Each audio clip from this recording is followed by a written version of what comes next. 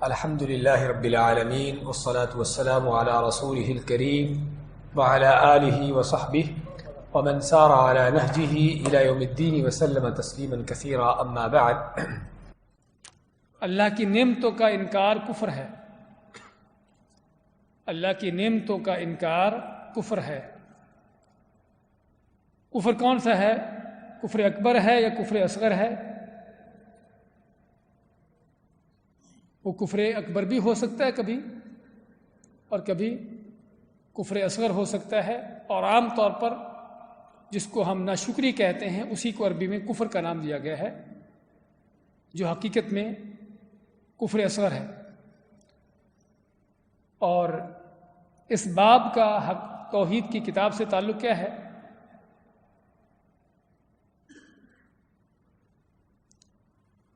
اگر کوئی آپ سے پوچھے کہ اللہ تعالیٰ کی نعمتوں کا انکار کفر ہے تو توحید سے اس کا کیا تعلق ہے؟ کہ نعمتوں کا انکار بھی کفر ایمان سے تعلق رکھتا ہے، کہ نعمتوں کا انکار بھی انسان کو بعض اوقات کافر بنا دیتا ہے. اگر کفر اکبر نہیں تو کفر اصغر ہوتا ہے. اور نعمتوں کا انکار کیا ہے؟ یا تو اللہ تعالیٰ کی نعمتوں کا سرے سے انکار کر دینا کہ اللہ تعالیٰ کی کوئی نعمت ہے ہی نہیں، کائنات خود بخود چل رہی ہے، خود بخود بن گئی ہے، اور یہ سسٹم ایسے ہی آٹومیٹیکل چل رہا ہے، اس کو کوئی چلانے والا نہیں، اللہ تعالیٰ کا اس میں کوئی دخل نہیں. جس طرح کہ دہریوں، بے دینوں اور اس طرح کے لوگوں کا ان کا فلسفہ، ان کا خیال ہے. کوئی شک نہیں کہ اللہ تعالیٰ کی نعمتوں کا یہ وہ کفر ہے جو کفر اکبر ہے، کہ جس سے آدمی دین سے خارج ہے. اور دوسرا کفر کیا ہے؟ اللہ کی نعمتوں کو دوسروں کی طرف منسوب کر دینا. نعمت اللہ کی طرف سے ہے اور اس کو اس کی طرف منسوب کر دینا کہ جو ممکن ہے سبب ہو. وہ نعمت دینے والا نہیں، وہ صرف ایک سبب ہے، اس کی طرف منسوب کر دینا. تو یہ بھی کیا ہے؟ اللہ کی نعمتوں کے کفر کی ایک شکل ہے. اور اس لیے ہم یہاں پر آیت میں پڑھتے ہیں کہ یعرفون نعمت اللہ ثم ینکرونها واکثرهم الکافرون، کہ اللہ تعالیٰ کی نعمتوں کو پہچانتے ہوئے بھی انکار کرتے ہیں، اور ان میں سے اکثر ایسے ہیں جو اللہ کی نعمتوں کے ناشکرے ہیں. آپ کو اس لیے بتایا ہے کہ کفر کا لفظ عربی میں جب نعمت کے حوالے سے استعمال ہوتا ہے تو زیادہ تر وہ نعمت، وہ کفر کا لفظ ناشکری کے معنی میں آتا ہے. یعنی کفر اکبر نہیں ہے جو دین سے خارج کرنے والا، بلکہ ناشکری کا کفر. اس آیت کی تفسیر میں امام مجاہد فرماتے ہیں کہ انسان کا یوں کہنا کہ یہ مال تو مجھے آباء و اجداد کی طرف سے ورثہ میں ملا ہے، اللہ کی نعمت کا انکار ہے. عون ابن عبداللہ کہتے ہیں کہ لوگوں کا یہ کہنا کہ اگر فلاں نہ ہوتا تو یوں ہو جاتا، اللہ کی نعمت کا انکار ہے. ابن قتیبہ فرماتے ہیں کہ لوگوں کا کہنا کہ یہ چیز ہمارے معبودوں کی سفارش سے ملی ہے بھی اللہ تعالیٰ کی نعمت کا انکار ہے.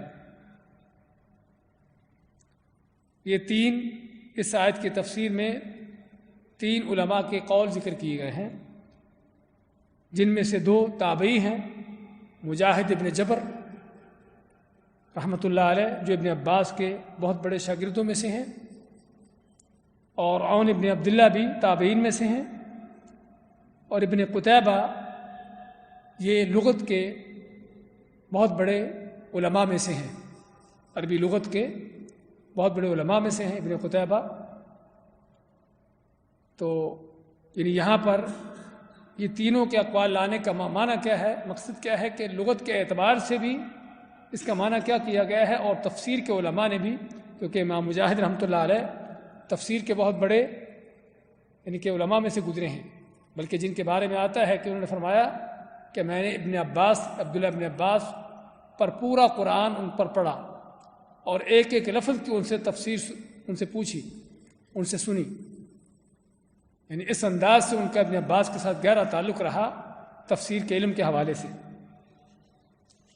تو 2 مفسروں کا قول ہے اور ایک لغت کے جو علماء ہیں ان میں سے.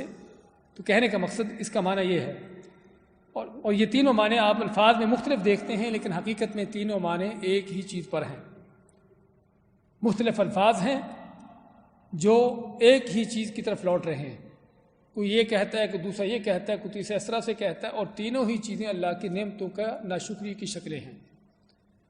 امام مجاہد کے کہنے کے مطابق کہ انسان کا یوں کہنا کہ یہ مال تو مجھے آبا و اجداد کی طرف سے ورثہ میں ملا ہے.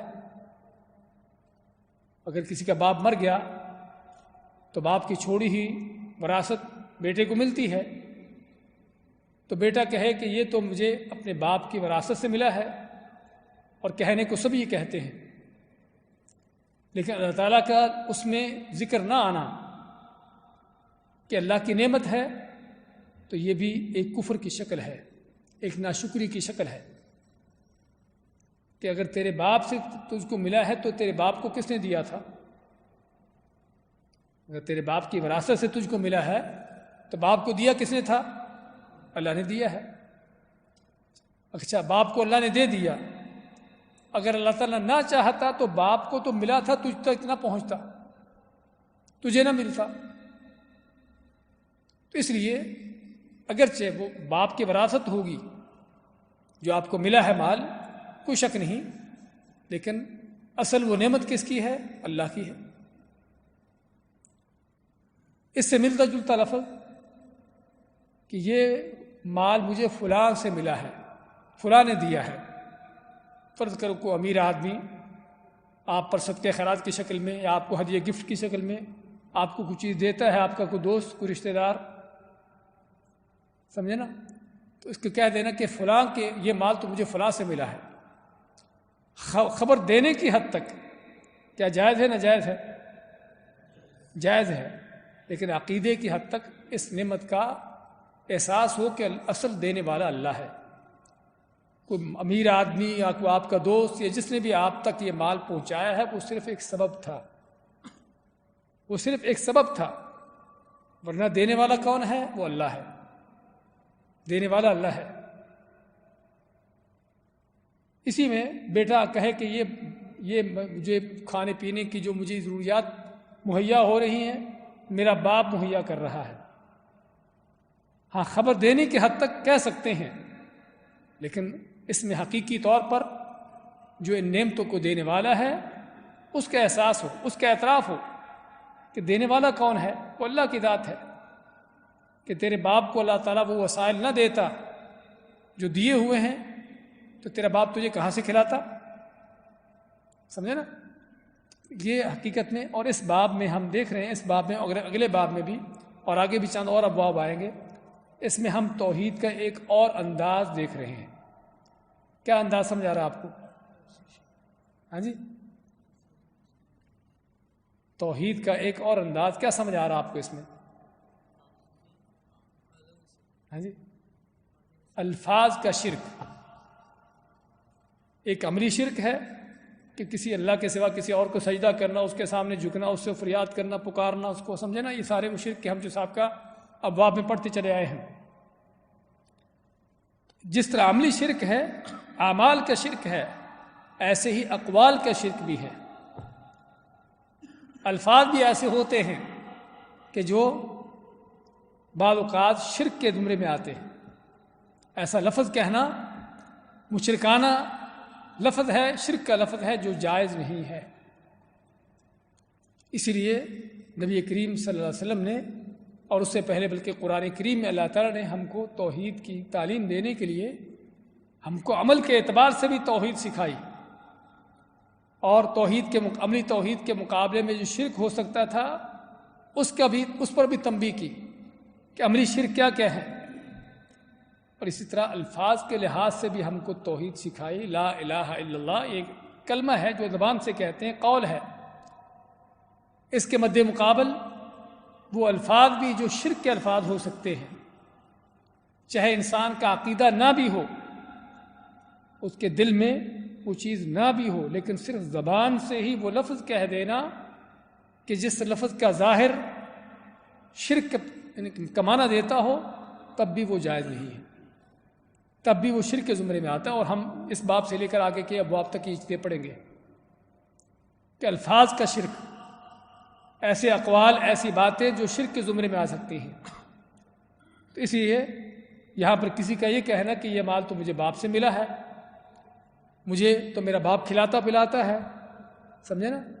اور اس طرح حضرت عبداللہ بن عون کا کہنا کہ اگر فلاں نہ ہوتا تو یہ فلاں نہ ہوتا تو یوں ہو جاتا، یہ بھی کفران نعمت کی ایک دوسری شکل کہ فرض کرو کہ آپ کا نقصان ہو رہا تھا، ہونے والا تھا، اور اللہ نے کسی انسان کی وجہ سے اس کو سبب بنا کر آپ کو اس نقصان سے بچا لیا۔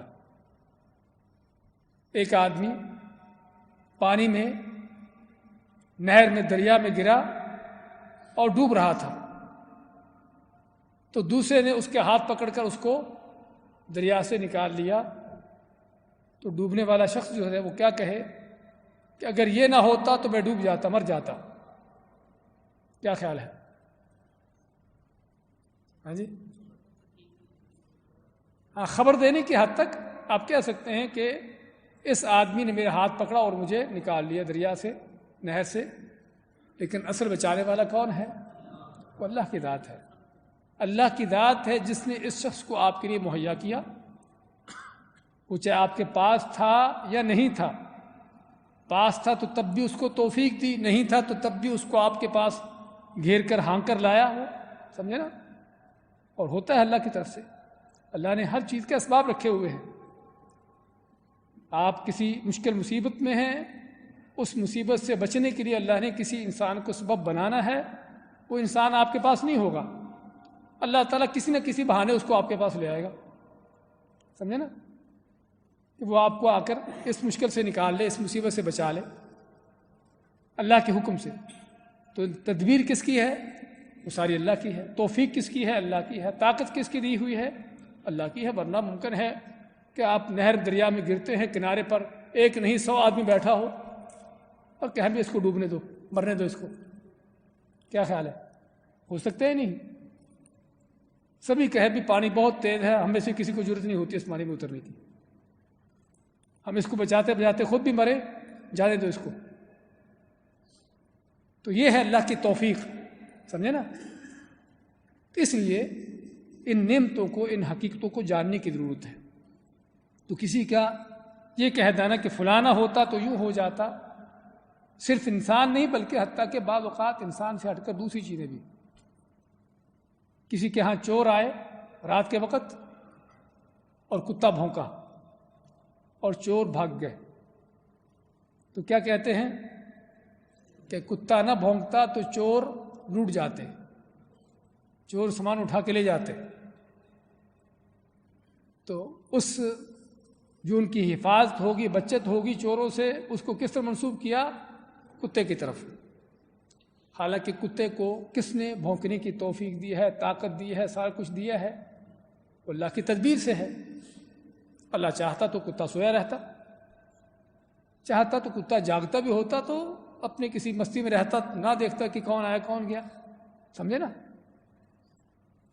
تو کہنے کا مقصد یہ صرف اسباب ہیں۔ تو یہاں پر بات ہو رہی ہے کہ نعمتوں کو ان کے اسباب کی طرح منسوب کر دینا، اور جو ان کا حقیقی مسبب ہے، مسبب کون ہے؟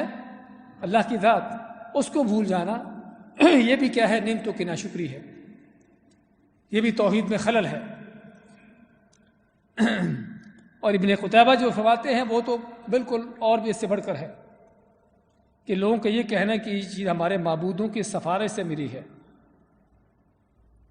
اب بچہ ماں کے پیٹ میں 9 مہینے تک وہ اللہ کی پرورش میں ہوتا ہے، اللہ تعالیٰ اس کو پال رہا ہوتا ہے، اللہ اس کی ہر چیز اس کو مہیا کر رہا ہوتا ہے، اور جب پیدا ہوتا ہے تو پیر بخش،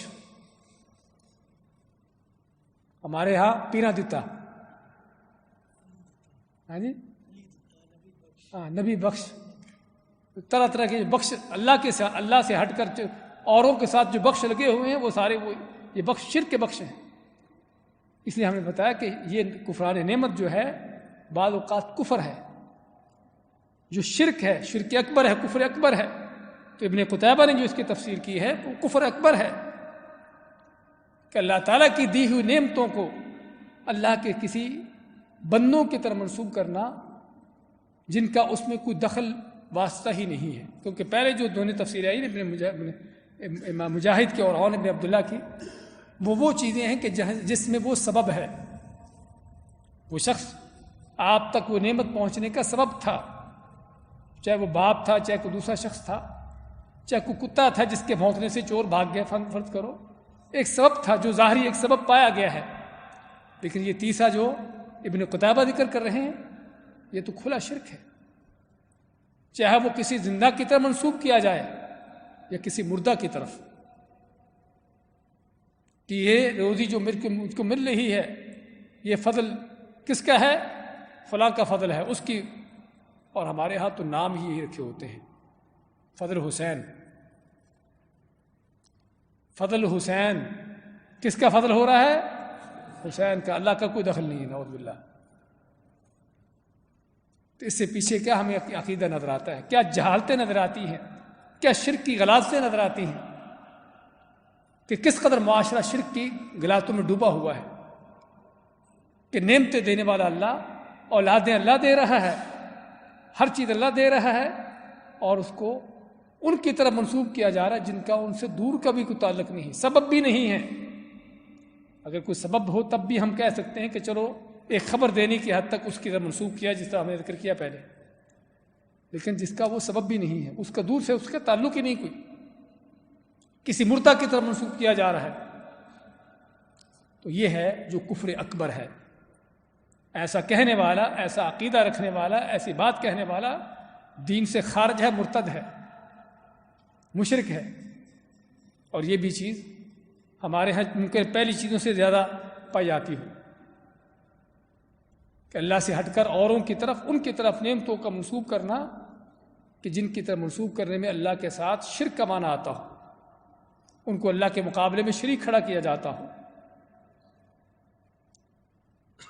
اس کے بعد شیخ الاسلام ابو العباس ابن تیمیہ نے زید ابن خالد الجہنی رضی اللہ تعالیٰ عنہ سے مروی اس حدیث ان اللہ تعالیٰ قال اصبح من عبادی مؤمن بی و کافر، اللہ تعالیٰ نے فرمایا کہ آج صبح میرے بندوں میں سے کچھ تو مجھ پر ایمان لے آئے اور کچھ کافر ہو گئے۔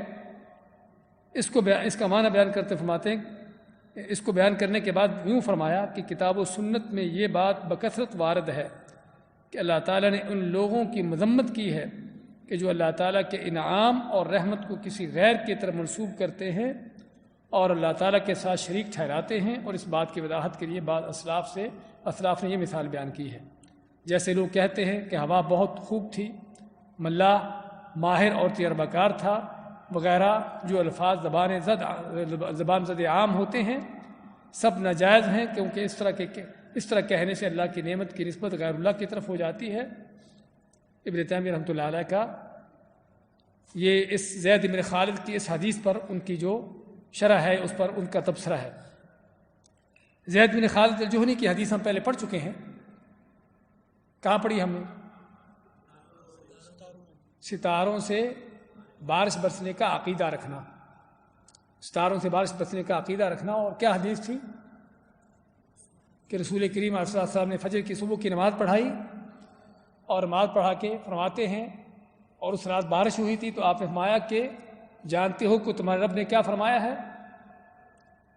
تو آپ فرماتے ہیں کہ تمہارے رب نے فرمایا ہے کہ اصبح من عبادی مؤمن بی و کافر، کہ میرے بندوں میں سے کچھ وہ ہیں جو مجھ پر ایمان لانے والے ہیں اس حالت میں ان کی صبح ہوئی، اور کچھ وہ ہیں کہ جنہوں نے مجھ پر کفر کرتے ہوئے صبح کی۔ تو مجھ پر ایمان لانے والے کون ہیں؟ جنہوں نے کہا مطرنا بفضل اللہ ورحمتہ، اللہ کی رحمت اس کے فضل سے بارش ہوئی ہے، تو یہ وہ لوگ ہیں جو اللہ پر ایمان لانے والے اور ستاروں سے کفر کرنے والے ہیں۔ اور جنہوں نے کہا مطرنا بنوع کذا، کہ یہ فلاں ستارہ اس وجہ سے بارش ہوئی ہے، وہ بارش لایا ہے، تو آپ کہ اللہ فرماتا ہے کہ یہ وہ لوگ ہیں جو مجھ سے کفر کرنے والے اور ستاروں پر ایمان لانے والے ہیں۔ تو اس حدیث میں، تو اس میں کیا ہے؟ ابن تیمیہ کا فرمان کہ بہت سے لوگ جو ہیں وہ اللہ تعالیٰ کی نعمتوں کو، اس کی رحمتوں کو غیر کی طرف منسوب کرتے ہیں، اور پھر اس کی مثالیں دیتے ہیں کہ کشتی، جہاز بہت جلدی پہنچ گیا بغیر کسی خطرے کے، بغیر ڈوبے، بغیر کسی اس طرح کے، کس لیے بھی کہ ملاح بہت ماہر تھا، ملاح بہت تجربہ کار تھا، اور یہ چیزیں بھی ہمارے ہاں عام ہیں۔ کوئی آپ کا سفر خیر وعافیت سے طے ہو جائے، اور خصوصاً جہاز کا سفر ہو یا کوئی اس طرح کا ہو، تو پائلٹ بہت اچھا تھا، سمجھا نا، ڈرائیور بہت اچھا تھا، بہت ماہر تھا۔ تو اس طرح کی باتیں کرنا یہ بھی اللہ کی نعمتوں کی ناشکری ہے، کیونکہ اصل اللہ ہے جو حفاظت کرنے والا تھا، اصل اللہ ہے جس نے تم کو بحفاظت اپنی جگہ پر پہنچایا ہے، اس کے پہنچنے کے انتظامات کیے ہیں، تدبیر کی ہے۔ وہ ملاح ہو یا ڈرائیور ہو، کچھ بھی ہو، وہ صرف ایک سبب تھا، ایک سبب تھا۔ تو اس کا معنی کیا ہے کہ ہم ایسے لوگوں کا کوئی شکریہ ادا نہ کریں کہ اگر حقیقی منعم اللہ ہی ہے، وہی نعمتیں دے کرنے والا ہے، تو اسی کی تعریفیں ہونی چاہیے، اسی کی طرف نعمتوں کو منسوب کرنا چاہیے۔ تو کسی ملاح، کسی ڈرائیور یا کسی اس طرح کے شخص کی طرف کوئی بات منسوب نہ کریں پھر، اور کوئی ان کا شکریہ ادا نہ کریں۔ ہاں جی، کرنا چاہیے۔ تو پھر ہاں جی کرنا چاہیے، لیکن اس انداز سے کہ اس کو بھی احساس ہو، کہیں وہ بھی گھمنڈ میں نہ آ جائے قارون کی طرح، انما اوتیتہ علی علم عندی، کہ یہ خزانے تو سارے میں نے اپنی مہارت سے کمائے ہیں، اپنے فن سے کمائے ہیں۔ اس کو بھی تاکہ گھمنڈ پیدا نہ ہو جائے کہ اللہ کا فضل ہے، ماشاءاللہ آپ کو اللہ نے بہت مہارت دی ہے۔ اس طرح کے الفاظ کہ جس میں نعمت اللہ ہی کی طرف منسوب ہو، اور اس کو بھی تنبیہ ہو جائے کہ مجھے بھی جو کچھ حاصل ہوا ہے خود حاصل نہیں ہوا، اللہ کی طرف سے ملا ہے، سمجھے نا۔ کوئی اچھا استاد ہے، فرض کرو کوئی بھی اچھی چیز ہے، کوئی اچھا کاریگر ہے، بہت اچھا کام اس نے آپ کو کر کے دکھا دیا، تو وہاں پر جو اصل کہنے کی بات وہ یہ ہے کہ ماشاءاللہ بہت اچھی چیز ہے، بہت اچھا کام اللہ نے آپ سے کروا دیا، اللہ نے آپ کو اس طرح کی مہارت دی۔ اور یہ وہ چیزیں ہیں کہ جس پر ہمیں ضرورت ہے اپنی زبانوں کو لگانے کی، چلانے کی، کیونکہ اکثر و بیشتر زبانیں اس کے برعکس چل رہی ہوتی ہیں۔ اللہ تعالیٰ کے حوالے سے کوئی احساس ہی نہیں ہوتا، کوئی تصور ہی نہیں ہوتا کہ اللہ تعالیٰ کی اس نعمت میں کوئی دخل ہے یا نہیں ہے۔ اور اسی لیے پھر الفاظ بھی عام طور پر یہی ہوتے ہیں کہ فلاں نے یہ کام کر دیا، فلاں کی مہارت سے ہو گیا، فلاں کے تجربے سے ہوا۔ تو یہ شرک ہے، جو الفاظ کا شرک ہے، جو کفران نعمت ہے۔ اس لیے میں بات جس طرح کی ہے کہ ضرورت ہے اپنے آپ کو، اپنی زبانوں کو ان چیزوں پر لگانے چلانے کی۔ تو اس باب میں جس طرح ہم دیکھ رہے ہیں کہ اللہ تعالیٰ کی نعمتوں کو اوروں کی طرف منسوب کرنا، یہ ناشکری اور بعض اوقات کفر اکبر کی ایک شکل ہے۔ اس میں اللہ تعالیٰ کی نعمتوں کو یا چیزوں کو غیر اللہ کی طرف منسوب کرنے کی 3 حالتیں ہیں۔ پہلی حالت کیا ہے کہ ایسی چیز کی طرف نعمت کو منسوب کرنا کہ جو سبب ہو ہی نہ، اور جس کا کوئی اس نعمت پر کوئی اثر ہی نہیں ہے، اس کا کوئی تعلق ہی نہیں ہے، جس طرح کہ ابن قتیبہ رحمۃ اللہ علیہ نے فرمایا ہے کہ لولا ولی فلان ما حصل کذا وکذا، فلاں ولی نہ ہوتا تو میرے ساتھ ایسا ہو جاتا، سمجھے نا۔ کسی مردہ کی طرف، کسی ولی کی طرف، کسی بزرگ کی طرف، ان کی طرف نعمتوں کو منسوب کرنا جن کا دور سے بھی اس نعمت کے ساتھ کوئی تعلق واسطہ نہیں ہے، تو یہ کیا ہے؟ شرک اکبر ہے۔ ایسا عقیدہ کرنے والا کافر ہے۔ اور دوسری حالت، اس چیز کو منسوب کرنا جو اس کا ظاہری سبب ہو، جس طرح کہ مجاہد رحمۃ اللہ علیہ یا عبداللہ ابن عون کا قول ہے کہ کسی کی طرف سے آپ کو مال ملتا ہے، باپ کی طرف سے ہو یا کسی کی طرف سے ہو، آپ اس چیز کو اس کی طرف منسوب کریں تو یہ بھی شرک اصغر ہے۔ شرک اصغر ہے کس لیے؟ کیونکہ شرک اصغر کیوں ہے؟ کیونکہ اصل نعمت دینے والا اللہ ہے، اصل نعمت دینے والا اللہ کی ذات ہے۔ ایسے الفاظ سے بھی بچنا چاہیے۔ اور تیسرا، وہ جو حقیقی سبب ہے، بلکہ ہم دوسرے کو ہی حقیقی سبب بنا سکتے، بلکہ تیسری ایک اور شکل ہے کہ کسی ایسی چیز کو سبب بنا دینا جو سبب ہے ہی نہیں۔ دوسرا تو سبب ہے نا، باپ کی طرف سے کوئی چیز ملی، کسی دوست کی طرف سے مل گئی، وہ سبب ہے۔ کسی ایسی چیز کو سبب بنا دینا، وہ انسان یا کوئی شخصیت نہیں، بلکہ ایک اور چیز ہے جو سبب نہیں ہے۔ جس طرح کہ فرض کرو تعویذ دھاگا ہے، کوئی کڑا چھلا ہے، اس سے عقیدہ رکھنا کہ اس سے بیماری دور ہو جائے گی، یہ مجھے بچا لے گا، تو یہ بھی کیا ہے؟ یہ بھی شرک ہے۔ کون سا شرک ہے؟ اصغر ہے اکبر ہے؟ دونوں ہو سکتے ہیں۔ اگر تو اس نے تعویذ کو صرف ایک سبب بنایا ہے کہ اس تعویذ کی وجہ سے اللہ نے مجھے شفا دی ہے، شفا دینے والا اللہ ہے، لیکن سبب تعویذ ہے، تو تب شرک اصغر ہوگا، کیونکہ اللہ نے تعویذ کو سبب نہیں بنایا ہوا۔ اور اگر یہ کہہ دے کہ تعویذ نے مجھے شفا دی ہے، تو پہلے ہی حالت ہے، پہلی وہ جو ہم نے قسم بیان کی، اس میں آ جائے گا کہ وہ شرک اکبر ہے، اس چیز کو سبب بنا دیا جس کا اس سے کوئی دور کا تعلق بھی نہیں۔ تو خیر، اللہ کل حال یہ مختلف شکلیں، اس کی مختلف کیفیتیں ہیں جو غیر اللہ کی طرف تیریں منسوب ہوتی ہیں۔ اس باب میں جو مسائل ہیں، اس باب سے معلوم ہوا کہ اللہ تعالیٰ کی نعمتوں کا اقرار یا انکار کس طرح ہوتا ہے۔ اقرار کس طرح ہوتا ہے کہ نعمتوں کو اللہ کی طرف منسوب کرنا، اور انکار جب اللہ کی نعمتوں کو کسی سبب کی طرف منسوب کر دینا یا ان کی طرف منسوب کر دینا جو سبب بھی نہیں ہے۔ اللہ کی نعمتوں کا انکار کی یہ صورتیں بالعموم لوگوں کی زبانوں پر رائج ہیں۔ اس قسم کی باتیں اللہ تعالیٰ کی نعمتوں کے انکار کے مترادف ہیں، یعنی باتیں کرنا کہ فلاں ہوتا یہ ہو جاتا، تو اللہ تعالیٰ کی نعمتوں کا انکار ہے۔ ایک دل میں اللہ تعالیٰ کی نعمتوں کا اقرار اور انکار دونوں کا اجتماع ممکن ہے۔ یہ آخری مسئلہ سمجھیں کہ کسی کے دل میں اللہ کی نعمتوں کا اقرار بھی ہو سکتا ہے اور انکار بھی ہو سکتا ہے۔ کیسے؟ کہ جب اس کے دل میں ہو کہ نعمت تو اللہ نے دی ہے، لیکن کہنے کو کہے کہ فلان مجھے اس مال کو، یعنی فلاں نے مجھے مال دیا ہے، اگرچہ اس کے دل میں ہے کہ مال دینے والا اللہ ہے، اس کا عقیدہ یہی ہے کہ مال دینے والا اللہ ہے، لیکن یہ کہہ دے کہ فلاں نے مجھے مال دیا ہے، تو اس یہاں پر کیا ہوا کہ اللہ تعالیٰ کی نعمت کا اقرار بھی اس کے دل میں ہے، اور اس کی زبان سے جو اس نے کہا ہے کہ فلاں نے مجھے دی ہے، اسے اس کا انکار بھی ہو گیا ہے۔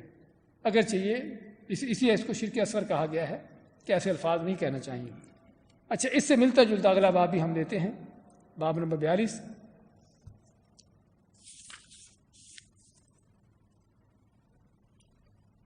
کہ شرک کی بعض مخفی صورتیں، شرک کی بعض خفیہ صورتیں، اور اس میں کیا ہے؟ اللہ تعالیٰ فرماتا ہے فَلَا تَجْعَلُوا لِلَّهِ أَنْدَادًا وَأَنْتُمْ تَعْلَمُونَ، کہ تم جانتے بوجھتے اللہ کے ساتھ شریک نہ ٹھہراؤ۔ انداد جمع ند کی، اور ند کے معنی جو کسی کا اس جیسا سمجھا جائے، اس کو اس جیسا بنا لیا جائے، اس کا ساجی، اس کا شریک بنا دیا جائے، یہ ہوتا ند، کہ جیسے یہ چیز ہے ایسے ہی یہ ہے، جیسے اس کا اختیار ہے ایسے ہی اس کا بھی اختیار ہے۔ تو دو چیزوں کو جب آپ کسی چیز میں مشترکہ کر دیتے ہیں، ایک جیسی بنا دیتے ہیں، تو یہ کیا ہے؟ اس کو دوسرے کے مقابلے میں ند بنا دینا، یہ ہے ند بنانا، جس کی جگہ انداد ہے۔ تو اللہ فرماتا ہے فَلَا تَجْعَلُوا لِلَّهِ أَنْدَادًا، کہ اللہ تعالیٰ کے شریک نہ بناؤ، وَأَنْتُمْ تَعْلَمُونَ، جبکہ تم جانتے بھی ہو کہ اس کا کوئی شریک نہیں ہے، تم جانتے بھی ہو کہ وہ اکیلا رب ہے، ہر چیز کا خالق و مالک رازق وہی ہے، مدبر وہی ہے۔ تو اس چیز کو جانتے ہوئے پھر بھی تم اوروں کو اس کے ساتھ شریک نہ بناؤ، اوروں کے اختیارات دوسروں کو نہ دو، اور اللہ کے اختیار دوسروں کو نہ دو۔ اور دوسرا معنی فَلَا تَجْعَلُوا لِلَّهِ أَنْدَادًا، کہ اللہ تعالیٰ کے شریک نہ بناؤ، وَأَنْتُمْ تَعْلَمُونَ، جبکہ تم جانتے بھی ہو کہ رب وہ ہے۔ اگر رب وہ ہے، اس کو رب مانتے ہو، تو پھر عبادت بھی اسی کی ہے، وہ معبود بھی وہی ہے۔ ابن عباس رضی اللہ تعالیٰ اس آیت کی تفسیر میں فرماتے ہیں انداز سے مراد شرک ہے جو رات کے اندھیرے میں سیاہ پتھر پر چونٹی کے چلنے سے بھی زیادہ مخفی ہے۔ دیکھیے شرک کتنا گھنونا اور کتنا خفیہ چیز ہے۔ کہتے ہیں کہ انداز جمع ند کی جس کے مراد شرک ہے۔ جو شرک کیا ہے کہ رات کے اندھیرے میں سیاہ پتھر پر چونٹی کے چلنے سے بھی زیادہ مخفی ہے۔ چونٹی خود بھی کالی ہوتی ہے، سیاہ ہوتی ہے، رات بھی اندھیری ہے، اور جس پتھر پر چل رہی وہ بھی کالا سیاہ ہے، تو کیا ایسی آدمی پر چونٹی نظر آئے گی؟ کس قدر وہ چونٹی مخفی خفیہ ہوگی؟ تو ابن عباس مانتے کہ شرک اس سے بھی زیادہ خفیہ ہے۔ اور ان کے بتانے کا مقصد کہ تنبیہ کرنا کہ کیسے کیسے شرک کے انداز ہیں جس سے انسان کو بچنے کی ضرورت ہے۔ آگے پھر مثال دیتے ہیں، مثلا یوں کہنا واللہ و حیاتک، اللہ تعالیٰ کی اور تیری زندگی کی قسم، یعنی اللہ کی قسم کھائی اور ساتھ ہی کسی کی زندگی کی قسم کھا رہی۔ یا فلان و حیاتی، اے فلان میری جان کی قسم، لولا کلیبۃ فلان لولا کلیبۃ ھذا لآتانا اللصوص، کہ اگر اس کی فلاں کی کتیا نہ ہوتی تو چور ہمیں آ لیتے، یعنی چور آ جاتے۔ لولا البط فی الدار لآتانا اللصوص، بط کیا ہوتا ہے؟ بطخ، کہ اگر گھر میں بطخ نہ ہوتی لآتانا اللصوص، لصوص کیا چیز ہے؟ چور۔ ہاں جمع اس کا ایک کیا ہے؟ ہاں لص، لام کے نیچے زیر لص ہے۔ تو اسی طرح یا کسی کا کہنا ما شاء اللہ و شئت، اور آگے یہ بات مشکل آ رہا ہے اسی پر کہ وہی ہوگا جو اللہ نے چاہا اور تم نے چاہا۔ لولا اللہ و فلان، اگر اللہ نہ ہوتا اور فلاں نہ ہوتا، سمجھے نا؟ اس قسم کی تمام باتیں شرک ہے۔ تم اس قسم کی باتوں سے اللہ تعالیٰ کے ساتھ کسی کا نام نہ لو، یہ سب شرکیہ باتیں ہیں۔ ابن عباس رضی اللہ عنہ کی یہ تفسیر، اس آیت کی تفسیر میں انہوں نے یہ ساری مثالیں دے کر بیان کیا ہے کہ ساری شرکیہ باتیں ہیں۔ اب اس میں کیا ہے کہ اللہ تعالیٰ کے ساتھ اوروں کو شریک کیا جا رہا ہے مختلف انداز سے، ہے وہ ساری باتیں ہی، الفاظ کا شرک ہے۔ بعض کا قسم کھاتے ہوئے کہ اللہ کی قسم اور فلاں کی قسم، سمجھے نا؟ اس طرح کی چیزیں، تو یہ، اور یا پھر قسم کے علاوہ دوسری ہم نے جو صاحب کا باب میں پڑھا ہے کہ اگر فلاں کا کتا نہ ہوتا، کتیا نہ ہوتی تو چور آ جاتے، اگر بطخ نہ ہوتی گھر میں تو چور آ جاتے۔ اسی طرح یہ کہنا کہ اللہ نے چاہا اور آپ نے چاہا، تو یہ ساری باتیں شرک کیوں ہیں؟ ہاں شرک کیوں ہیں؟ کہ اس میں اللہ کے ساتھ دوسروں کو ملا دیا گیا ہے، برابر کر دیا گیا ہے۔ کس کے ساتھ؟ واؤ کے ساتھ۔ اب ہم یہاں پر آگے یہیں پڑھیں گے، اسی بات کو آگے پڑھیں گے کہ یہاں پر واؤ کے ساتھ دوسروں کو شریک کر دیا گیا ہے۔ سیدنا عمر بن خطاب رضی اللہ تعالیٰ عنہ فرماتے ہیں کہ رسول اکرم صلی اللہ علیہ وسلم نے فرمایا من حلف بغیر اللہ فقد کفر او اشرک۔ من حلف، جس نے، حلف کے معنی کیا ہوتا ہے؟ حلف عربی کا لفظ ہے، اردو کا لفظ ہے؟ اردو میں استعمال ہوتا ہے کہ فلاں سے حلف لیا، حلف برداری کیا ہوتی ہے؟ ہاں قسم ہوتی ہے، لیکن اس کو صرف نام دیا وہ حلف برداری کا، وہ قسم اٹھانے والے کو پتہ نہیں ہوتا میں کیا کر رہا ہوں، سمجھے نا؟ وہ صرف ایک رسم پوری کر رہا ہوتا ہے، اس کو پتہ نہیں ہوتا کہ میں کیا کر رہا ہوں، اور اسی لیے وہ صرف ایک رسم پوری کرتے ہیں، آگے پیچھے اس کے کچھ نہیں ہوتا۔ تو خیر بات کر رہے تھے کہ حلف کے معنی قسم، تو آپ ماں کے جس نے غیر اللہ کی قسم کھائی اس نے کفر کیا یا شرک کیا۔ یہ او کا لفظ جو ہے جس کے معنی یا ہے، کیا یہ شک ہے؟ راوی کو شک ہوا ہے کہ آپ نے کفر کا لفظ کہا یا شرک کا لفظ کہا؟ علماء فرماتے ہیں کہ یہ بھی ممکن ہے کہ راوی کو شک ہو گیا ہو، یا پھر او کا معنی واو ہے کہ اس نے کفر کیا اور شرک کیا، کفر کیا اور شرک کیا، اور او کا معنی واو کے معنی میں استعمال ہوتا ہے عربی میں، کہ اس نے کفر اور شرک کیا، کیونکہ اس میں کفر بھی ہے اور شرک بھی ہے۔ غیر اللہ کی قسم کھانا شرک کیسے ہے یا کفر کیسے ہے غیر اللہ کی قسم کھانے میں؟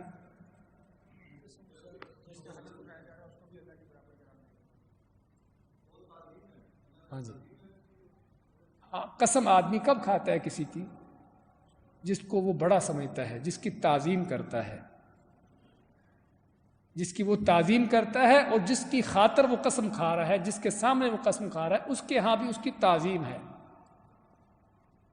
جس کے سامنے وہ قسم کھا رہا ہے اس کے ہاں بھی وہ معظم چیز ہے، تعظیم والی چیز ہے۔ اور کائنات میں اصل تعظیم کا حقدار کون ہے؟ وہ اللہ کی ذات ہے۔ کائنات میں صرف اللہ کی ذات ہے جو اصل تعظیم کا حقدار ہے۔ تو جب وہ تعظیم کا حق کسی اور کو دیا گیا تو یہی شرک ہے، یہی شرک ہے۔ تو بات کر رہے تھے کہ قسم کا اصل میں قسم کھانے کا مقصد کیا ہوتا ہے کہ کسی کی قسم کھانا، جس کی خاطر قسم کھائی جا رہی ہے اس کے دل میں اس کی تعظیم ہو۔ اور اسی لیے جن نکالنے والے کیا کرتے ہیں؟ جنوں کو قسم دیتے ہیں سلیمان علیہ السلام کی، جنوں کو سلیمان علیہ السلام کی قسم دیتے ہیں، کیونکہ جنوں کے ہاں ان کی بڑی تعظیم ہے، اللہ تعالیٰ کی ہو یا نہ ہو۔ اور ایسے ہی مشرک قبر پرست یہ ٹولہ جو ہے، ان کے ہاں اللہ کی قسمیں ان سے ہزاروں کھلوا لو مشکل نہیں ہے، وہ کہنے کے لیے تیار ہیں، لیکن پیر صاحب کی، اپنے ولی کی، اس کی قسم کھانا وہاں پر فوراً کام جائے گا۔ تو ایسے مشرکوں کو اگر ان کے ولیوں کی قسم دلانا ہو تو وہاں پر آپ کو سچ بات بول بتائیں گے، وہاں جھوٹ نہیں بولیں گے، جھوٹی قسم نہیں کھائیں گے۔ اللہ کی چاہے ہزار قسمیں جھوٹی کھا لیں ان کو پرواہ نہیں ہوگی۔ کس بات کی دلیل ہے؟ اس بات کی دلیل ہے کہ کس کی دل میں تعظیم ہے، کس کی تعظیم نہیں ہے۔ اور پھر اس کے بعد کفر شرک کی انتہا کیا ہے؟ اللہ کی کوئی تعظیم نہیں، دل کے اندر کوئی قدر نہیں۔ وما قدر اللہ حق قدری، اللہ کو پہچانا ہی نہیں۔ ما لکم لا ترجون للہ وقارا، نوح علیہ السلام نے فرمایا قوم کو کہ کیا وجہ ہے کہ تم اللہ کی عظمت، اس کی شان کو جانتے ہی نہیں ہو۔ لیکن ان کے جھوٹے معبود، ان کی تعظیم ہے دل کے اندر، اس لیے ان کی جھوٹی قسم نہیں کھائیں گے۔ تو بات کر رہے تھے کہ قسم کا معنی یہ ہوتا ہے کہ جس کے سامنے قسم کھا رہے ہو، اس کے دل میں جس کی تعظیم ہے، آپ اس کی قسم کھاتے ہو، اور اصل تعظیم کا حقدار کائنات میں اللہ کی ذات ہے، اس کے سوا پھر کسی کی قسم کھانا جائز نہیں ہے۔ شرک ہے اور کفر ہے، اور بعض اوقات شرک اکبر بھی ہو سکتا ہے، اگرچہ یہ شرک اصغر ہے۔ اگرچہ قسم کھانا شرک اصغر میں علماء نے شمار کیا ہے، لیکن بعض اوقات شرک اکبر بھی ہو سکتا ہے، جس کی ابھی ہم نے مثال دی ہے کہ اس کے دل میں اللہ کی تعظیم سرے سے نہ ہو ہی دوسرے کی تعظیم جس کی قسم کھا رہا ہے، اپنے ولی کی، اپنے بزرگ کی، اللہ کو جانتا ہی نہیں ہو، تو کوئی شک نہیں کہ یہ شرک اکبر ہے۔ اور اسی طرح جب ابن مسعود فرماتے ہیں لَأَنْ أَحْلِفَ بِاللَّهِ كَاذِبًا أَحَبُّ إِلَيَّ مِنْ أَنْ أَحْلِفَ بِاللَّهِ صَادِقًا۔ ابن مسعود رضی اللہ عنہ فرماتے ہیں کہ میرے نزدیک غیر اللہ کی سچی قسم اٹھانے کی بنسبت اللہ تعالیٰ کی جھوٹی قسم اٹھانا زیادہ بہتر ہے۔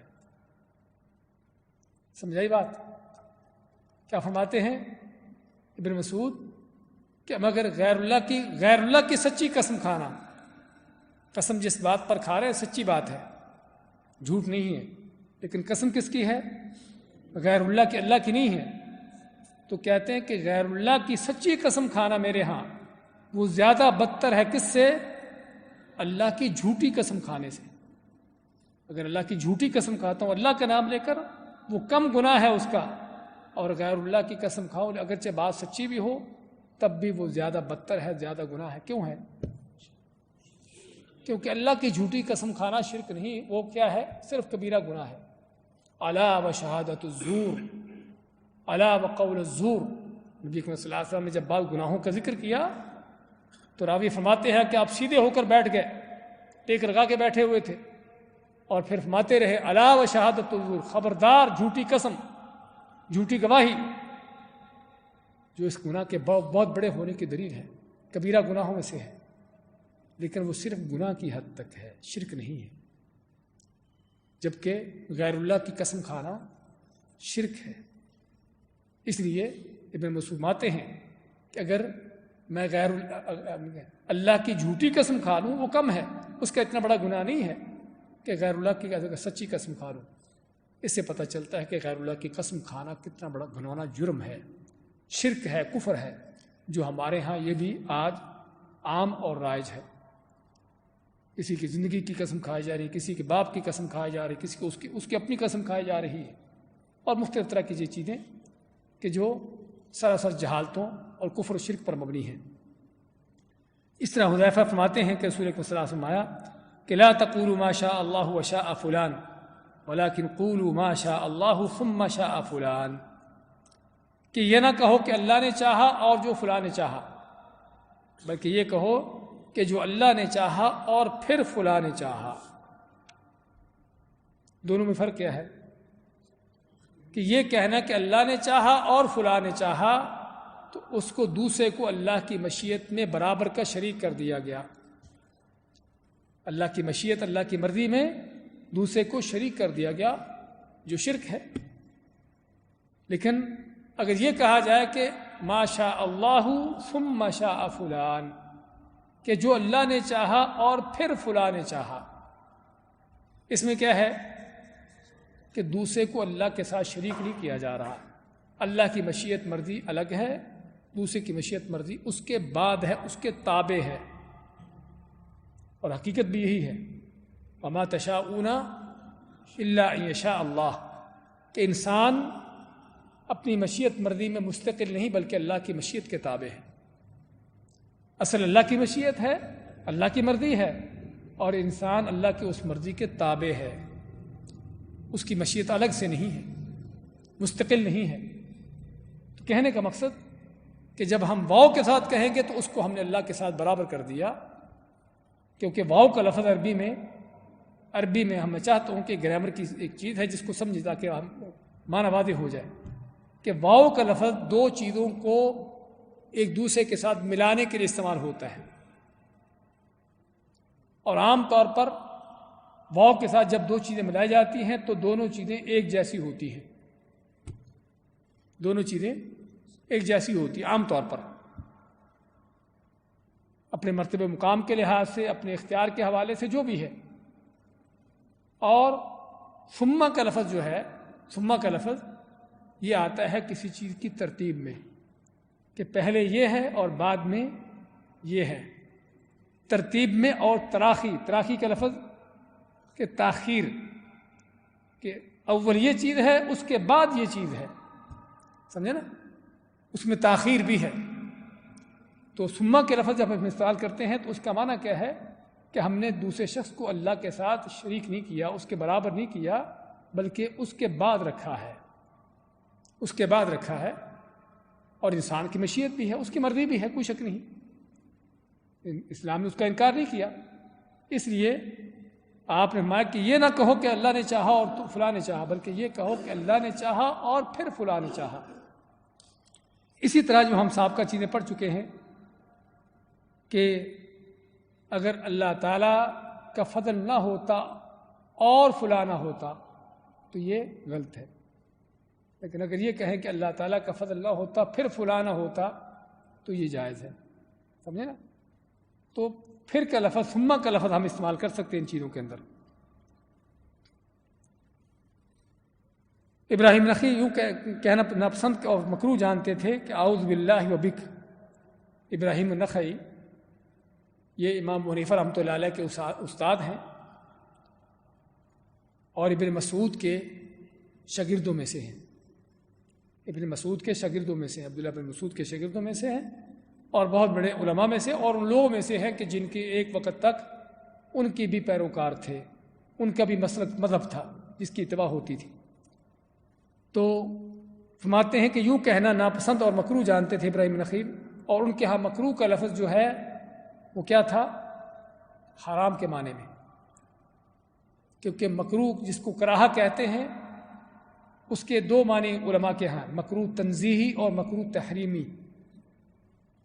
یہ بھی ذرا جانتے چلے جائیے، کیونکہ بعض اوقات آپ یہ چیز پڑھیں گے کہ یہ مکروہ تحریمی ہے۔ کیسے آپ حیران ہو کہ مکروہ بھی ہے اور تحریم بھی، حرام بھی اور مکروہ دونوں چیزیں کیسے اکٹھی ہوں گی؟ اور بعض اوقات لفظ پڑھیں گے مکروہ تنزیہی ہے۔ اصل مکروہ کی تعریف کیا ہے؟ ہاں، مکروہ کے معنی ناپسند ہے، لیکن جو اصطلاحی طور پر مکروہ کیا چیز ہے؟ ہمارے پاس ایک چیز فرض ہے، ایک چیز فرض ہے، ایک حرام ہے، ایک سنت ہے، ایک مکروہ ہے۔ شرعی حکم کیا ہے مکروہ کا؟ ہاں جی، شرعی حکم کیا ہے کہ جس کا چھوڑنا بہتر ہے اور کرنے میں گناہ نہیں ہے۔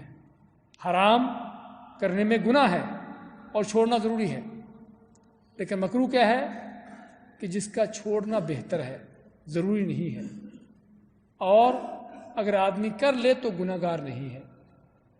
یہ ہے مکروہ کی جو شرعی تعریف ہے، جو اس کا حکم ہے۔ تو ہم بات کر رہے تھے کہ اصل مکروہ یہ چیز ہوتی ہے کہ جس کے کرنا اس کے میں گناہ نہیں، لیکن نہ کرنا اچھا ہے۔ لیکن علماء کے ہاں مکروہ کا لفظ دو معنوں میں استعمال ہوا ہے۔ اس معنی میں بھی استعمال ہوا جو بھی ہم نے آپ کو بتایا ہے کہ اس کا نہ کرنا اچھا ہے لیکن کرنے میں گناہ نہیں، اور بعض علماء کے نزدیک مکروہ کا لفظ جو ہے وہ حرام کے لیے استعمال ہوا ہے۔ اور صرف علماء کے نہیں بلکہ قرآن میں بھی سورۃ اسراء، سورۃ بنی اسرائیل میں اللہ نے مختلف گناہوں کا ذکر کیا، قتل کا ذکر کیا، یتیم کا مال کھانے کا، اس طرح کی ساری چیزوں کا ذکر کیا، اور آگے چل کر کیا فرمایا؟ کل ذالک کان عند ربک مکروہا، کہ ساری چیزیں تیرے رب کے ہاں کیا ہیں؟ مکروہ ہے۔ تو کسی کو قتل کرنا مکروہ ہے بھی؟ وہ مکروہ تحریمی ہے۔ اسی میں چاہتا ہوں کہ اس لفظ کو تھوڑا سمجھا جائے تاکہ آپ کو قرآن کا یہ لفظ بھی آپ کو واضح ہو جائے۔ تو مکروہ کا لفظ بعض اوقات حرام کے معنی میں استعمال ہوتا ہے، اور اس لیے خصوصاً سابقہ علماء جو تابعین کے دور میں، ان کے ہاں زیادہ تر مکروہ کا لفظ حرام کے معنی میں استعمال ہوتا تھا۔ اس کو مکروہ تحریمی کہتے تھے، مکروہ تحریمی۔ اور دوسرا مکروہ تنزیہی، تنزیہ، تا نون زا یا ہا، تنزیہ۔ تنزیہ کے معنی کس چیز سے بچنا، اس سے یعنی کہ اس کو چھوڑ دینا، تو تنزیہ۔ جو اصل مکروہ کی تعریف جو ہم نے آپ کو بتائی نا کہ کس چیز کو نہ کرنا اچھا ہے لیکن کرنے میں گناہ نہیں ہے، یہ مکروہ تنزیہی ہے، جو اصل تو مکروہ کی تعریف ہے۔ لیکن مکروہ کا لفظ جو ہے وہ حرام کے معنی میں استعمال۔ تو رحم نقی کے بارے میں وہ کہ مکروہ جانتے تھے یعنی حرام جانتے تھے، اعوذ باللہ وبک، کہ اللہ سے پناہ مانگتا ہوں اور تجھ سے، یعنی اللہ تعالیٰ کی پناہ میں کسی دوسرے کو شریک کر دیا، شرک ہے۔ کیسے صرف مکروہ تنزیہی کیسے ہوگا؟ البتہ اعوذ باللہ ثم بک، ہاں یہ کہہ سکتے ہیں، اعوذ باللہ، اللہ سے پناہ مانگتا ہوں، ثم بک، پھر تم سے۔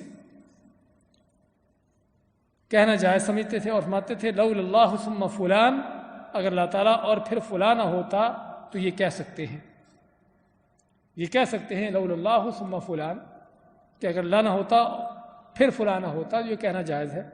لیکن لولا اللہ و فلان، اللہ نہ ہوتا اور فلاں نہ ہوتا تو یہ ناجائز ہے، یہ ناجائز ہے۔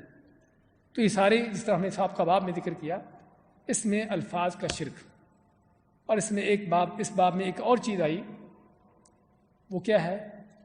غیر اللہ کی قسم کھانا۔ غیر اللہ کی قسم، وہ چاہے کوئی بھی کیوں نہ ہو، کوئی بھی غیر اللہ ہو، اللہ کی ذات کے علاوہ کوئی بھی کائنات کی چیز ہو، کوئی نبی ہو، کوئی ولی ہو، کوئی زندہ ہو، کوئی مردہ ہو، کوئی پتھر درخت، کچھ بھی کیوں نہ ہو، کوئی شخص ہو یا کوئی مانوی چیز ہو، تو غیر اللہ کی قسم جو ہے وہ کفر یا شرک ہے۔ یعنی کسی کی زندگی کی قسم کھانا، کہ میں کون سا اس کی ذات کی قسم کھا رہا ہوں، اس کی زندگی کی قسم کھا رہا ہوں۔ کسی کے علم کی قسم کھانا، کسی کے شان و منزلت کی قسم کھانا، کہ مجھے اللہ کے نبی صلی اللہ علیہ وسلم کا جو آپ کا مقام و مرتبہ، اس کی قسم، یہ سبھی کیا ہے؟ یہ سبھی ناجائز ہے۔ وہ کہنے والا کہے گا کہ ٹھیک ہے، کسی ذات کی قسم کھانا تو مخلوق کی قسم ہو گئی، لیکن کسی کی شان و مرتبہ، اس کا نیک عمل، ان چیزوں کی قسم کھانا کہ کیا یہ بھی مخلوق ہے؟ کیا دلیل ہے؟ ہاں، اللہ فرماتا ہے واللہ خلقکم وما تعملون، کہ اللہ نے تم کو بھی پیدا کیا ہے اور جو تمہارے اعمال ہیں اچھے برے وہ بھی اللہ کی طرف سے پیدا شدہ ہے، وہ بھی مخلوق ہے۔ کسی کا مقام و مرتبہ کیا ہے؟ کسی کا عمل، وہ بھی مخلوق ہے، سمجھے نا؟ صرف اللہ کی ذات ہے کائنات کے اندر جو مخلوق نہیں ہے، اس کی صفات مخلوق نہیں ہیں۔ اس کا معنی کیا ہوا؟ کہ اللہ کی صفات کی قسم کھا سکتے ہیں، اللہ کی صفات کی قسم کھا سکتے ہیں۔ مثلا ہاں جی، قرآن کی قسم، ہاں کیا کھا سکتے ہیں؟ نہیں، قرآن کی قسم کھا سکتے ہیں؟ کھا بھی سکتے اور نہیں بھی کھا سکتے۔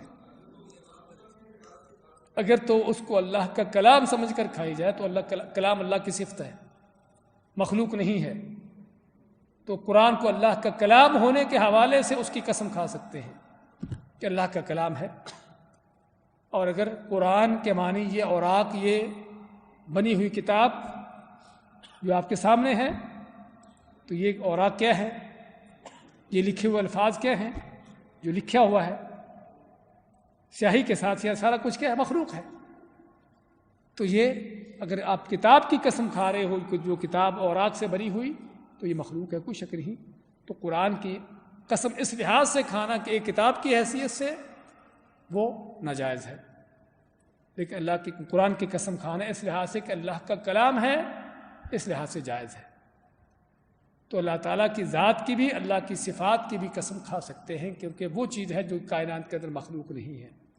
باقی تمام مخلوقات ہوں، ذات ہو یا ان کی صفات ہوں، ان کی قسم نہیں کھا سکتے۔ تو یہ تھا اس باب کے حوالے سے بھی کہ اس میں قسم کا بیان بھی آ گیا، اور ساتھ ہی جس باب جو ہم نے سابقہ باب پڑھا ہے کہ بعض وہ الفاظ جو ہم شرک کے جن کے کہنے کی وجہ سے آدمی شرک کا ارتکاب کر سکتا ہے، اس کا بیان ہوا۔ اس باب میں سورہ بقرہ کی آیت نمبر 22 کے انداز کی تفسیر موجود ہے۔ صحابہ کرام شرک اکبر کے متعلق وارد شدہ آیات کی تفسیر اس انداز سے کرتے تھے کہ وہ شرک اصغر کو بھی واضح کرتی،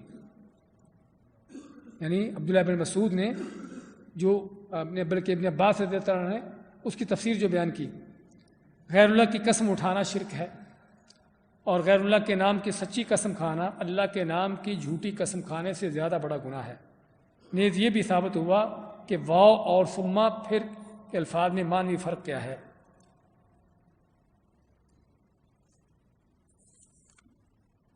جی ہاں، آج مکروہ کی بات چلی ہے تو ساتھیوں نے مکروہ کا سوال بھی کر دیا ہے کہ سگریٹ، پان، نسوار، حقہ وغیرہ اکثر لوگ کہتے ہیں کہ یہ مکروہ ہے۔ بھی یہ حقہ پینے والے کہتے ہیں مکروہ ہے، سمجھے نا؟ جن مولویوں کو حقہ پینے کی لت ہوتی پڑی، نسوار کھاتے ہیں جو، ان کے ہاں مکروہ ہوتا ہے، ورنہ اس کے نقصانات جن کو پتہ ہے کوئی اس کو مکروہ نہیں کہے گا، یہ حرام ہے، کوئی شک نہیں کہ مال کا نقصان، جسم کا نقصان، دین کا نقصان، اوروں کا نقصان، سمجھے نا؟ اور اللہ تعالیٰ کیا فرماتا ہے؟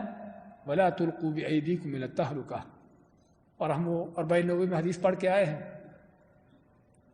آپ سنائیے کیا حدیث تھی؟ ہاں جی، سبھی بھائیوں کو یاد ہونی چاہیے نا، لا ضرر ولا ضرار، کیا معنی؟ کہ نہ جان بوجھ کر اور نہ ویسے ہی کسی کا نقصان نہ کرو، اپنا نقصان کرو نہ کسی دوسرے کا کرو۔ بعض علماء نے اس کا معنی یہ کیا ہے، لا ضرر ولا ضرار، نہ اپنا نقصان نہ کسی کا نقصان۔ تو اس لیے یہ اس کو مکروہ وہی کہتے ہیں کہ جن کو یہ لت پڑی ہوتی ہے، ورنہ ان کے حرام ہونے میں کوئی شک نہیں۔